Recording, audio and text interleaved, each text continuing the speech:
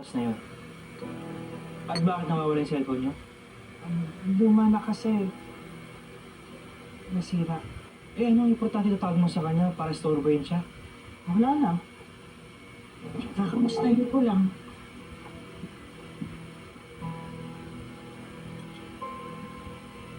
Natutuwa ako na sumang-ayon ka na sa kasal ni Jesus at ni Catherine. Bakit, Ramon? Nagbalik na ba ang tiwala mo kay Facundo?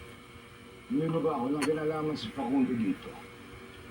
Tinuruan ko ang anak ko na paalagaan ang pamilya natin.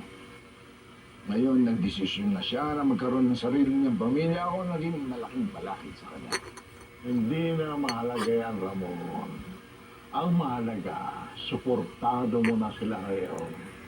Kasi siguro ko, pagkatapos na yung muntik ng kamatayan at maaalitan ni Jesus, matutuwa yung anak mo na makita ang presensya ng kanyang ama sa kanyang kasal. Hindi lang ako, Papa. Sisiguraduhin kong dalawa kami magulang ang darating sa kasal ni Jesus Montenegro. Paano mo naman gagawin yun?